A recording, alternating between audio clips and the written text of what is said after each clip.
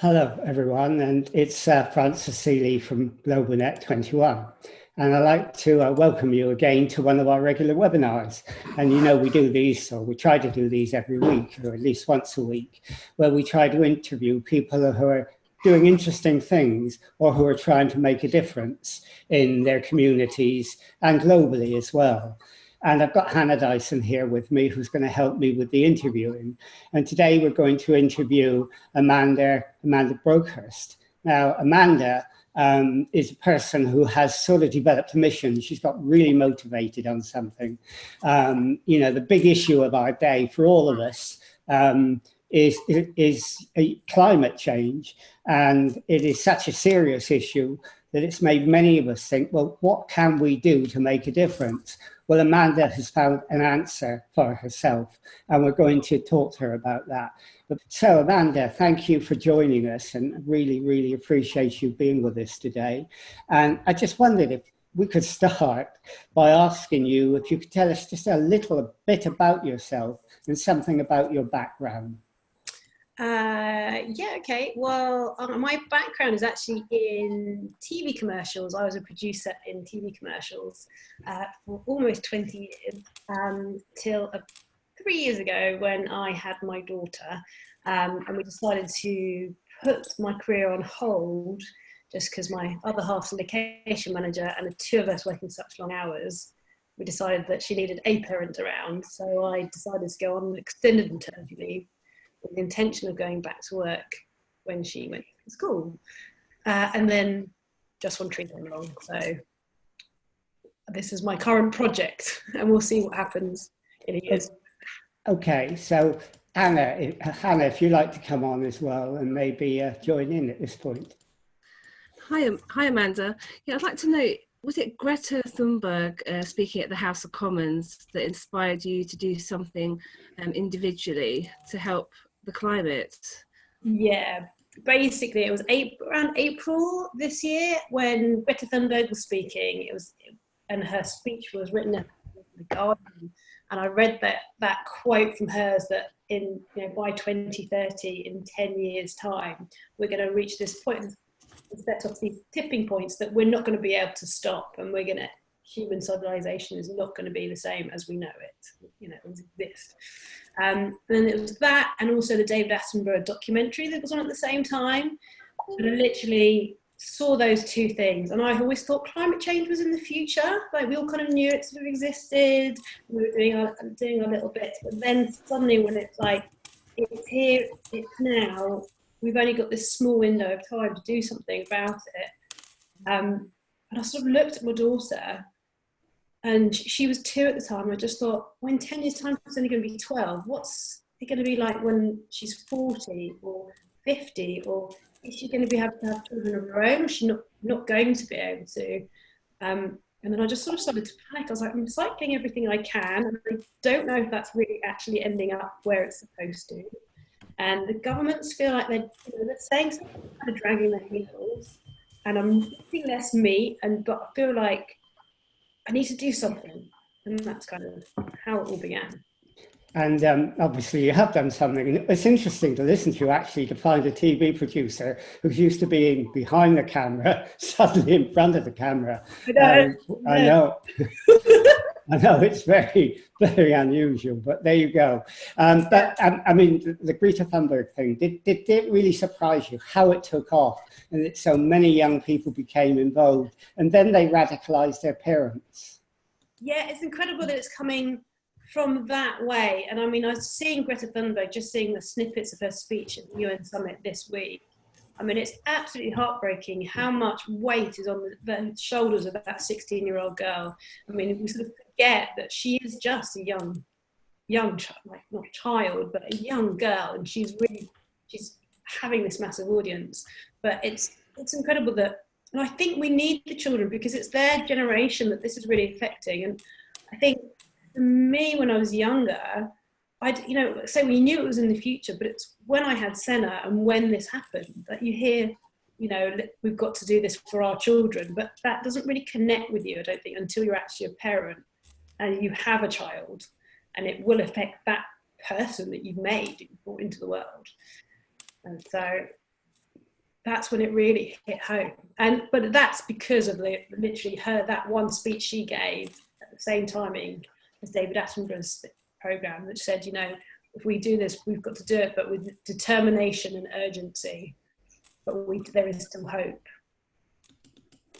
Okay, Hannah? Amanda, so obviously after hearing Greta Thunberg speak and you felt inspired, how did you go about setting up the One Tree initiative? How did it enter your mind? What was your thought process? Well, I just felt like I wanted to do something, so I went online trying to donate, and I discovered how cheap it was to plant a tree. It was only £1. I just thought, well, hang on, I'd put £1 in, and my mind just sort of started going. I was Googling, like, how many businesses are there? How many children, how many people are there in the UK? I was like, well, there's 66 million people in the UK. If we all planted a tree, £1 because all of us, that would be 66 million trees. And then I was like, well, how many kids are there in secondary school education? There's 10 million. If every parent put £1 in for each of their children, that's 10 million trees. So my mind just kept going, and like, what about estate agents? If they put £1 in for every sale they did, say they did 20 sales a year, that's 20 trees for that estate agent. So it's not much, but multiply that by all the estate agents, or 10 pence on a haircut, or a penny on an Uber ride. Could you imagine how many trees that would plant? Anyway, so I was just lying in bed and going, now I've discovered this. It's so cheap. I can't just keep it to myself and then see all these like news articles coming in about how, you know, our world is being destroyed by us, and not give parents and grandparents and you know, teenagers a way that we can actually be the solution ourselves, rather than having to wait for the governments or the big companies. Actually, a way that we can kind of unite and just start doing it. What are we waiting for? Let's just do it. So in a way, it was a moment of inspiration. It was a eureka moment. I mean, how long did it take you to get from being concerned because you listened or read or heard Greta's speech to actually saying, I'm going to actually do something, not just go on protest, but I'm going to do something? Did it happen suddenly, or did you start thinking slowly that you were going to make a difference this way? It was more suddenly, and my other half hated me for the first couple of weeks. What are you doing? Like, you've just got to slow down. And I sort of wanted to do it, and then I was a bit nervous. I was like, what, you know, I was going to go back to producing, and, you know, this is what I was going to be doing and setting this up. I don't know if this is something that's, you know, me for the future or what I'm going to do. And I spoke to a friend, and she said, give it a go, just do it. So I did. I thought, you know, what harm? I don't know if you heard that story about the boy and the starfish that walking along the beach, and there's loads of starfish swept up on the beach, and this old chap comes along and sees this boy throwing a starfish into the sea. And the older man says, you know, what are you doing? There's hundreds of thousands of starfish on the sea. You're never going to be able to do anything. You're never going to be able to make a difference. And the boy says, flings a starfish into the sea. He says, well, I made a difference to that one. So I just thought, why not? If I can plant 100 trees, if I plant 1,000 trees, then it'll be worth it, even if it ends there. So I thought, well, I'll give it a go. And that was it. And then I set it up, and I was so in a hurry that even the website's not finished. We're still missing two of the places of planting. I still haven't had a chance to write the content for. Well, you certainly gave it a go. And Hannah, what do you think? And how did you find all the business partners? I understand you have 6 business partners. How did you find the business partners, and how do they make a difference to the initiative, One Tree initiative? So the first one was a friend, thankfully. And he was my first one that I set up, and then bit by bit, through just the word starting to get out, and they've all come on board doing things in a different way. So one does it sort of as a regular monthly donation because they just want to be doing it and don't want to have to think about it. Others do it sort of as they have a contract or as they sell something. They add up their best pot and then they plant a bunch of trees. there's signal energy assessors, they do it as well. They gather up the trees per month and then plant that. Yes, the first one was a structural engineering company. They're all from different walks of life. There's an Airbnb. Every time she has a booking, she plants a tree. So it literally is a model that can change. It can adapt to anything. It could be for like an insurance company. You know, if they go, well, I'm going to put 20 pence or a pound onto every contract. Or a physiotherapy, I've got one physiotherapy in there. They say to the clients, would you like to donate? And you can, like, we're putting this on our invoice, but you can cross it off if you want. And it's just a way of people, I think we've kind of got to this point where we've got to stop focusing on consumerism and start moving over to protection of the planet. And by doing that, we all still want to live our lives. We need to drive our cars to get to our family that live far away. But if we can start just integrating, giving back to the environment in everything we do, it's going to make a massive difference. And it's such a, if it can be a minor amount that we can just keep ticking over, then would actually really make such a big difference.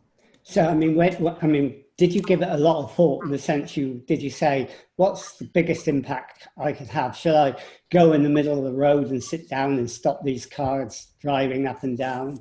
Or did you think, well, trees contribute tremendous amounts, or it absorbs a tremendous amount of carbon dioxide, and this is a way I can really get in and do something? Yeah, I mean, yes, yeah. There wasn't the biggest amount of thought. It was more that this idea just came along because I kind of feel like positive action. There's a lot of awareness coming out there, and there's a lot of sort of people going, kind of maybe going further than I would feel comfortable with. And I just felt it's something, I think it was more the panic of forced energy. I want to try and remove that carbon dioxide that I'm putting out. And then thankfully about 2 weeks or 3 weeks later, there came out that article from The Guardian. I think The Guardian started it, but it was the Crowther Lab that did the study about, it was the Crowther Lab, that 3 trillion trees are needed.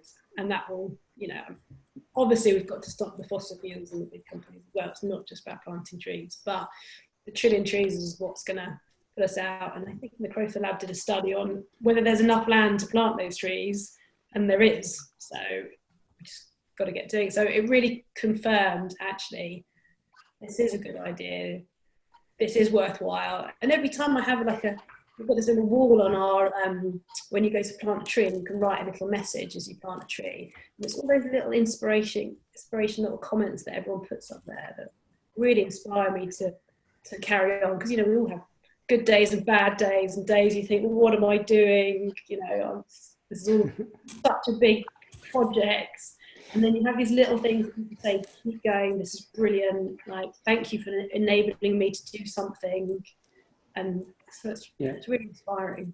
Yeah, no, we all have those days when we think, you know, why are we doing this? What are we doing?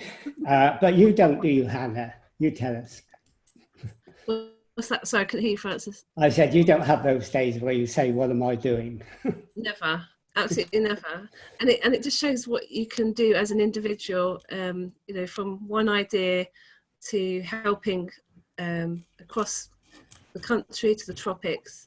But you're inspiring people to help in Madagascar, Haiti, Mozambique. I think you're reaching out to those communities.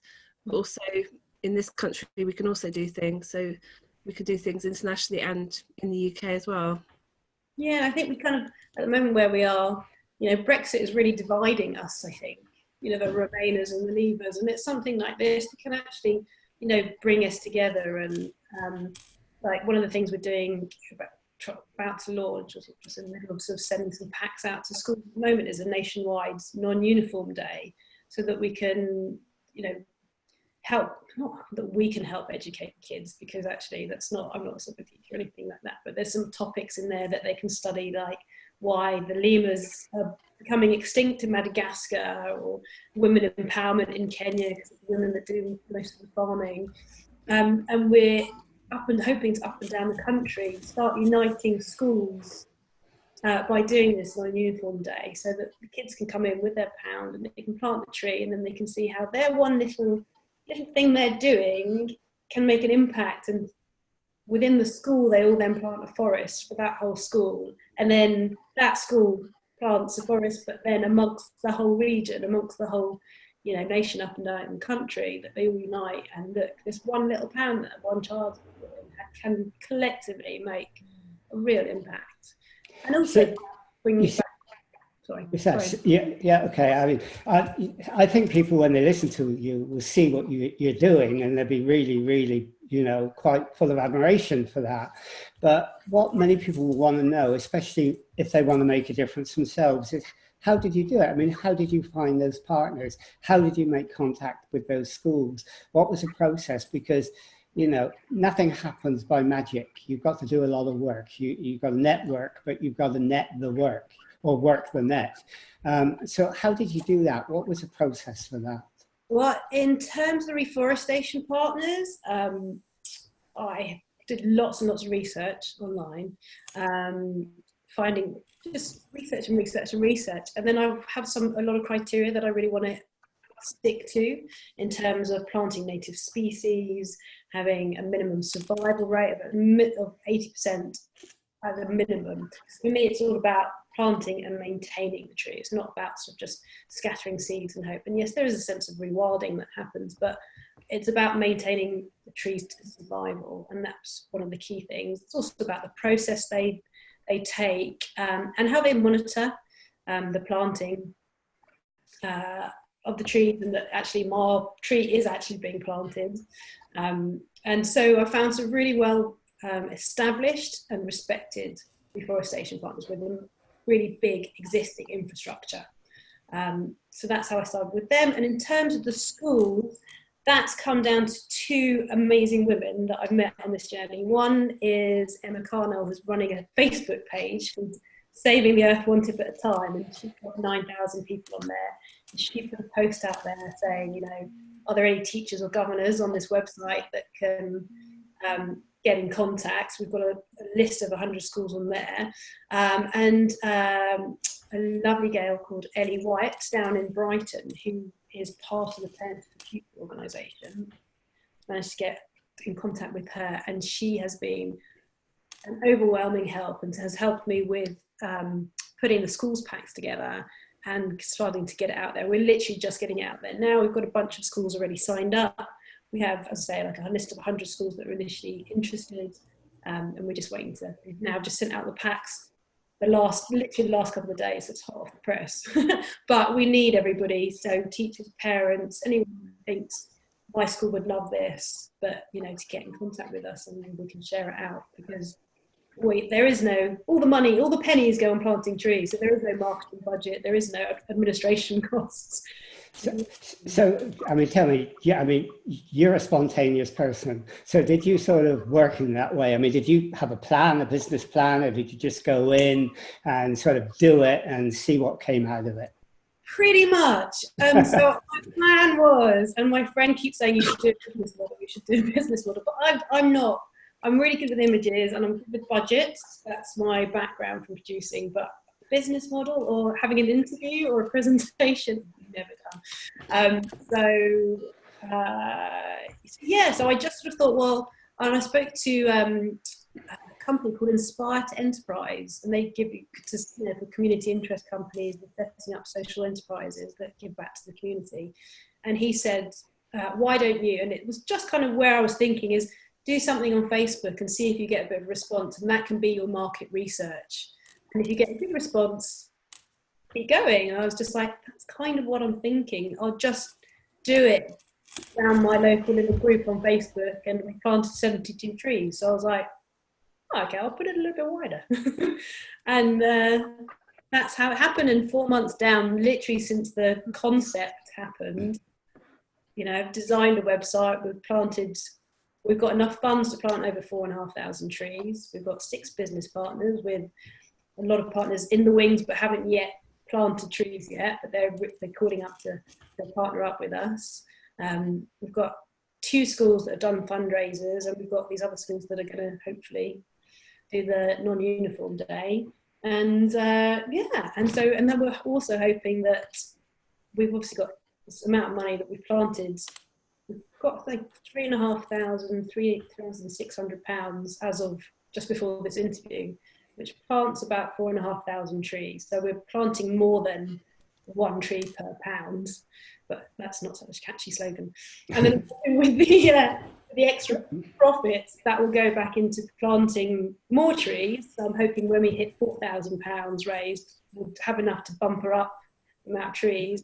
And then any bits left over, I'd really like to put towards some anti-deforestation projects, because it is, you know, it's protect, as Greta Thunberg says, it's protection and nurture and planting and funding.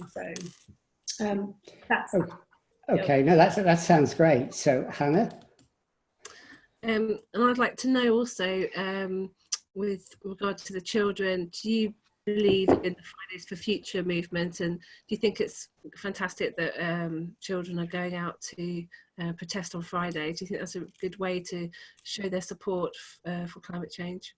Yeah, I do. I really do. I mean, it's fantastic. And it's also, really do find it heartbreaking that it's the children that have to kind of wake up the adults. You know, I really do. When you say, you know, you see Greta speaking again in the UN today saying, how dare you, you've taken away my future, I should be in school.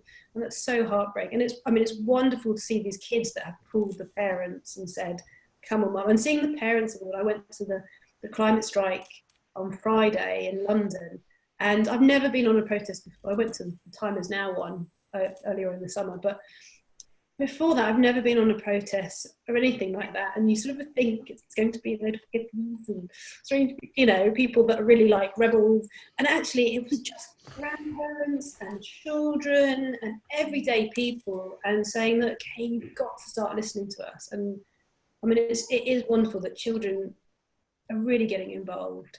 And part of me feels a bit sorry for the head teachers. Which is why I guess this non-uniform day is another thing that I thought, is that the way that schools can kind of get together and do a little bit of a peaceful protest and say, look, we all feel that this is important, and it's a way of them doing it without like being in that conundrum of whether to let kids miss school or not. But you know, it can unite everybody. Why do you think it's taken young people to inspire action now? People are starting to take action very, very slowly, organising the everything. Why do you think it's young people and children that have inspired people now, like Greta? Well, I think maybe it's because it's their future. And I think, I mean, for me, the key thing is that realisation that we are literally on that tipping point. And there's tipping points that are happening. I mean, we talk about this happening in our 10-year deadline, but tipping points are already happening. You see the fires in the Amazon, the fires in Germany, the ice, you know, the icebergs melting at such a faster rate.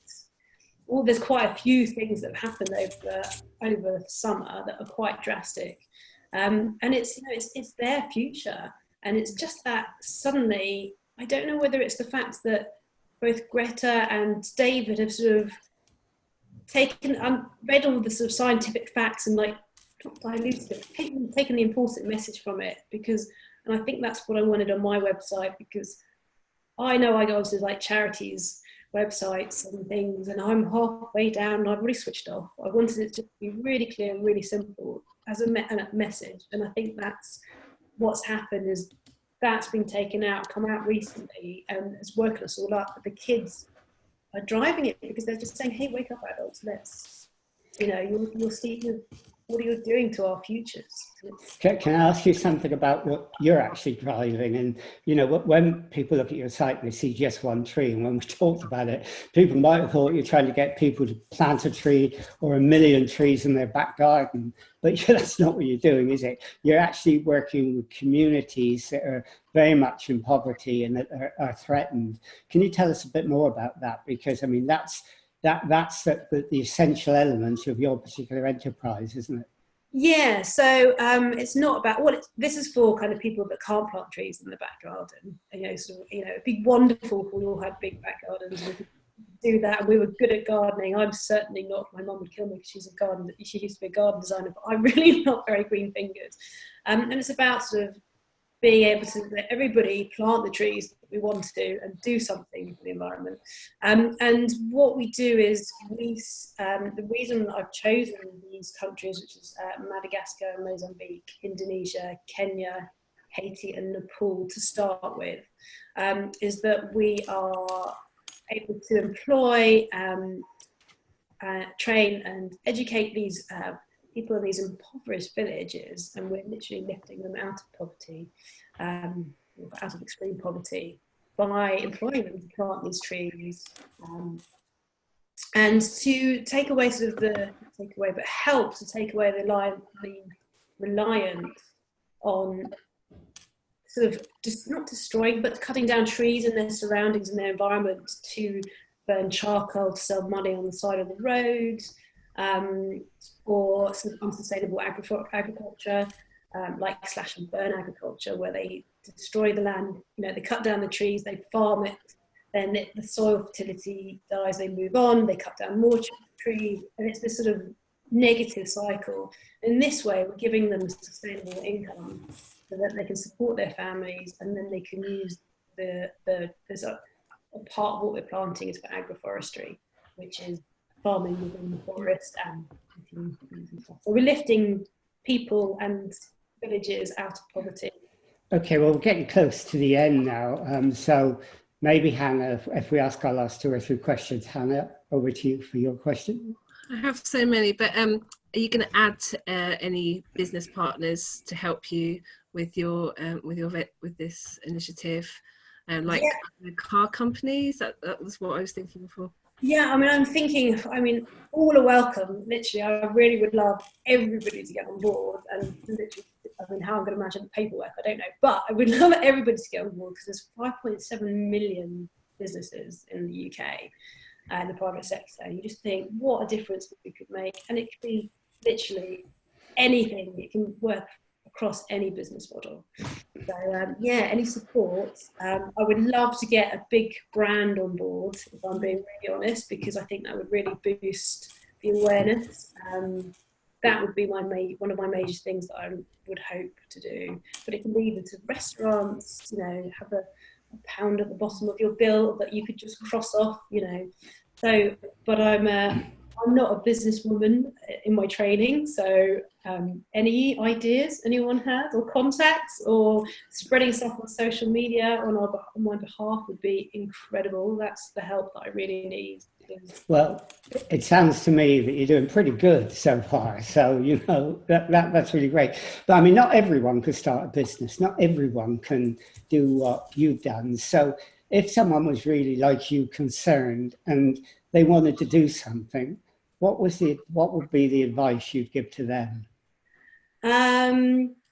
Well, I think there's different aspects to answer that question, and just to say, not everyone can. I'm in a very fortunate situation that my husband is able to carry things whilst I can do this venture. Not everyone's in that situation.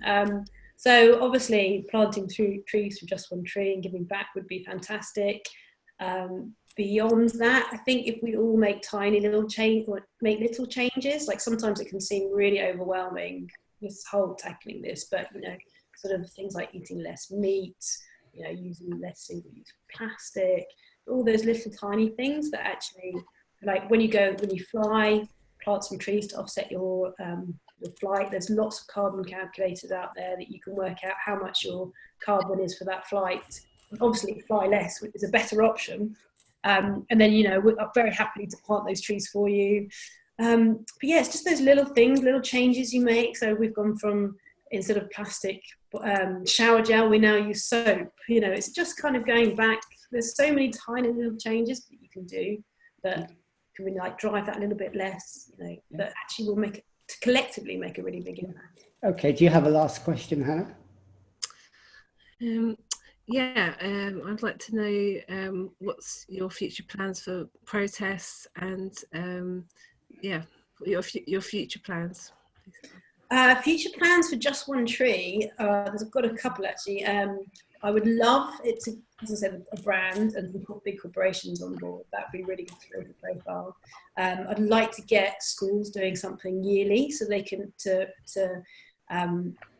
to kind of get it into the kids that it's a constant giving back. It's not just a one-off act. It's like, you and you, this is what we do. I would like to expand where we're planting to other places around the country. I'd love to do the Amazon, but I really want to be a reforestation partner correctly, which is why, although it'd be great publicity, I'm not doing that yet.